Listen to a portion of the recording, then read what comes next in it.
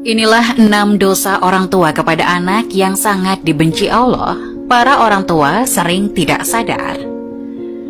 Ternyata orang tua juga bisa melakukan dosa kepada anak dan dibenci oleh Allah. Kadang orang tua tidak sadar dan cenderung mengabaikan dosa besar kepada anak dan dibenci oleh Allah. Dosa orang tua pada anak juga sangat dibenci oleh Allah dan para orang tua harus paham. Agar tidak sering melakukan dosa kepada anak, dosa besar orang tua kepada anak itu sangat dibenci oleh Allah dan sering dianggap sepele oleh para orang tua. Lalu apa saja dosa besar yang orang tua kepada anak lakukan dan dibenci oleh Allah dan sering dianggap remeh oleh para orang tua? Dijelaskan ada 6 dosa besar orang tua kepada anaknya yang sangat dibenci Allah dan jarang disadari orang tua. 1. Kasar pada anak. Dosa besar orang tua kepada anak yang sangat dibenci Allah yang pertama, bersikap kasar terhadap anak. Para orang tua jangan sampai memaki anak dengan sebutan buruk dan tidak sesuai dengan namanya. Hendaknya para orang tua menasihati anak dengan lemah lembut dan penuh kasih sayang.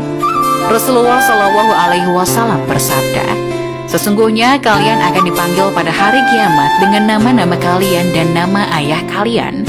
Maka perbaikilah nama kalian." Hadis riwayat Abu Dawud nomor 4297. 2. Pilih kasih terhadap anak. Sikap pilih kasih yang dilakukan orang tua kepada anak termasuk dosa besar yang sangat dibenci Allah. Para orang tua jangan sampai bersikap baik hanya kepada salah satu anak saja, sedangkan anak lainnya terabaikan. Dalam hadis sahih yang diriwayatkan oleh Imam Muslim dijelaskan bahwa Nu'man bin Bashir pernah bercerita, "Ayahku menginfakkan sebagian hartanya untukku. Ibuku Amrah bin Rawaha kemudian berkata, 'Saya tidak suka engkau melakukan hal itu sehingga menemui Rasulullah.'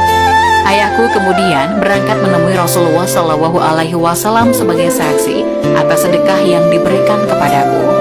Rasulullah berkata kepadanya, 'Apakah engkau melakukan hal ini kepada seluruh anak-anakmu?' Ia berkata, 'Tidak.' Rasulullah berkata, 'Bertakwalah kepada Allah dan berlaku adillah kepada anak-anakmu.' Ayahku kemudian kembali dan menarik lagi sedekah itu. Hadis riwayat Muslim dalam kitab Al-Hibah, hadis nomor 3055. 3. Membanding-bandingkan anak. Kebiasaan orang tua terhadap anaknya yang dianggap sepele, padahal itu termasuk dosa besar dan sangat dibenci Allah. Para orang tua sering membanding-bandingkan anaknya. Sikap ini akan menimbulkan perasaan rendah diri pada anak yang lain. Apalagi jika yang dibandingkan orang tua sesuatu di luar kemampuan anak atau justru kelemahan si anak. Orang tua harus paham setiap anak memiliki kelebihannya masing-masing dan jangan dibanding-bandingkan. 4. Mengekang kebebasan anak. Jangan sampai para orang tua mengekang kebebasan anak, karena itu merupakan dosa yang sangat dibenci Allah.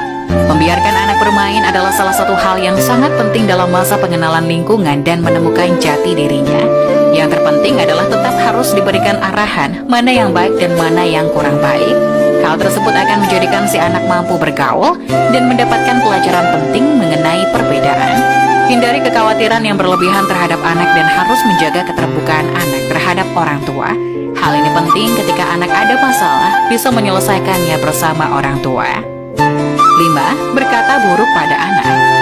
Orang tua harus paham setiap ucapan yang keluar dari mulut bisa menjadi doa bagi anak.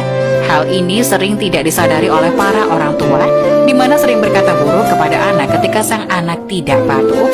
Abu Hurairah radhiyallahu anhu berkata, Rasulullah Shallallahu Alaihi Wasallam bersabda, ada 3 doa yang dikabulkan: doa orang yang dianiaya, doa musafir, doa keburukan orang tua atas anaknya.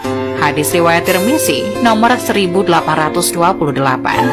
Untuk itu pada saat menasihati anak akan lebih baik jika memberikan perumpamaan dan saran, lalu kembalikan kepada si anak supaya menentukan pilihan.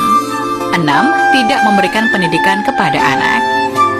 Orang tua memiliki kewajiban untuk mendidik anak, bukan hanya pendidikan di sekolah, tapi juga pendidikan yang menyangkut segala aspek kehidupan.